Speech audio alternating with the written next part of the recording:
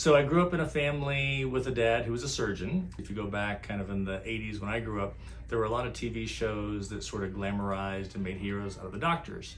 There was an older TV show called MASH. There was a TV show called Trapper John MD.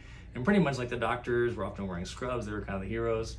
And then as an impressionable young junior high and high school student, my dad comes home from work every day, he's wearing scrubs. And I can still remember as a kid, like we'd be sitting around for family dinner and I would sort of stare at my dad's hands and I'd be like, he had his hands inside a human being today. That's just so cool. So I was always really enamored by surgery. I just thought it was cool. And so my dad being a surgeon obviously had a big impact for me wanting to go to medical school and follow in his footsteps. I would tease him that he's a urologist and there were things about urology that didn't quite, light my fire. But I did like surgery as a general field. So during medical school, I sort of explored different branches. But in my own personal life, when I was in my pre-med years in college, I had my ears pinned back. And that had a tremendous positive impact on my self-confidence. And maybe I saw firsthand that some of the stereotypes about why people get plastic surgery aren't always true. Sometimes people just do it for their self and for their own self-confidence. Then in medical school, sort of decided to pursue originally ear, nose, and throat surgery. But I really did that because I knew that from ear, nose, and throat surgery, I could do a fellowship in facial plastic surgery was kind of my ultimate goal at that time.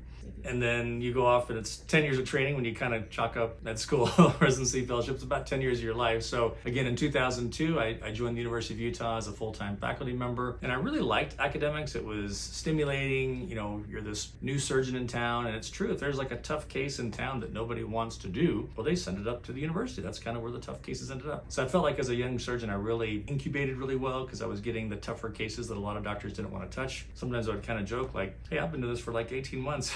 This guy's been in practice for 20 years, wants to transfer the patient to me. But that's kind of how it works. When you're at the university, you're like the last stop. So took on a lot of interesting cases. Back in those days, I dealt with people who had been mauled by a bear. I've dealt with terrible things, car wrecks, even gunshot wounds to the face, some really intense stuff. And then over that 11 years at the University of Utah, which is 2002, 2013, I more and more started to create like a hybrid practice that was part reconstruction and part cosmetic. And then in 2013, went into my own private practice, initially sharing office space with another doctor. And then in 2019, we opened the office that we now practice out of in the Mill Creek area. And one thing that I've really liked about private practice, with all due respect to academics, you can be proverbially kind of the joking expression, you can be the king of the castle. And so I feel like as the head doctor here that I can create a really customized experience for my patients that's very patient focused.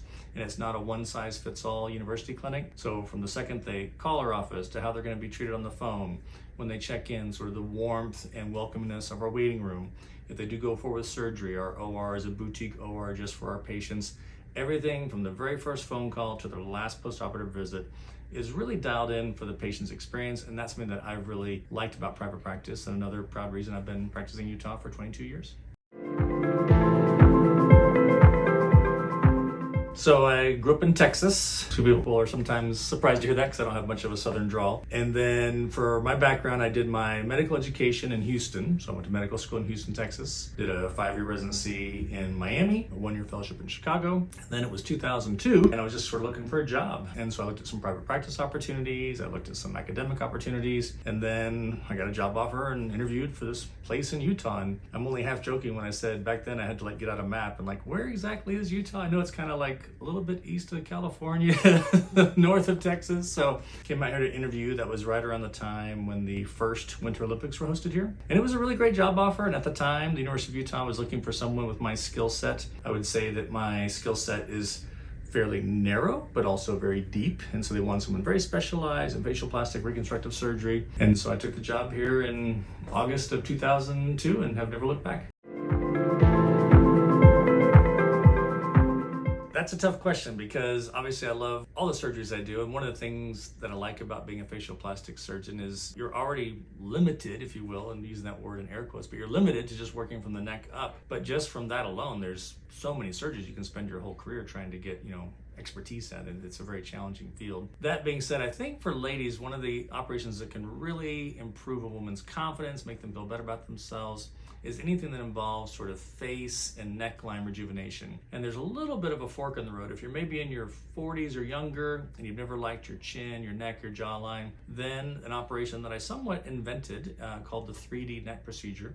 It's an operation I came up with about 8 to 9 years ago that can really enhance the neck and jawline on people that are a little bit younger. And when you do a 3D neck procedure, that entire operation is done through a tiny little 1-inch incision under the chin. When women get maybe into their 50s or beyond and they want to look a little bit younger, then we recommend face and neck lifting. We do a lot of the typical, it's called the deep plane face lifting, which will give the muscle layers a rejuvenation.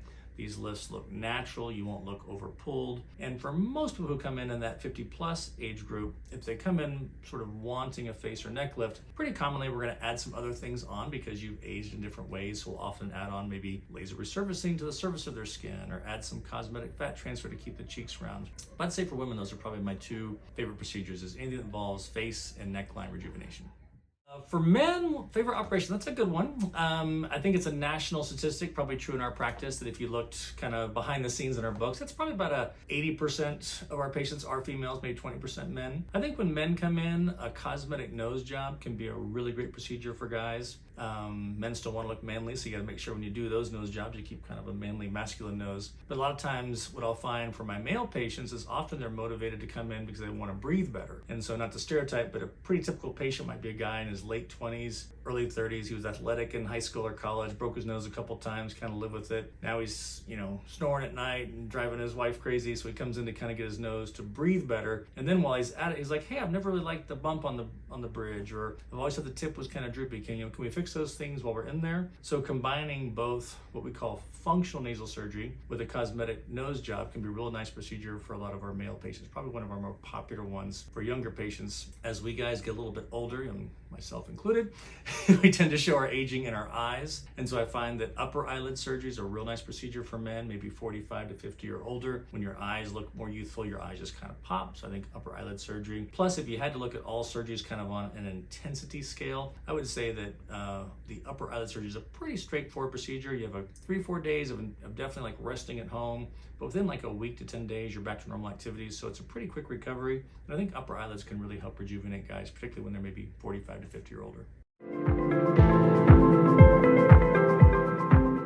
Okay, it's a fun one. I shouldn't give it away because it's kind of like my little icebreaker if I were at a social setting. So when I was a younger kid, like late junior high to early high school, I was actually a professional magician. And I had a business card and little promotional posters. It was Stephen Mobley, magician extraordinaire. And I would do birthday parties. I did some openings of some local malls in Houston, Texas, where I grew up. I think there was more magic on TV when I was a kid. There were magic shows. David Copperfield made the Statue of Liberty disappear. And so I did magic shows for a decent amount of time. And at that time in my life, I actually paid pretty good money. So that's a little something you may not know about me. I'm a former retired professional magician.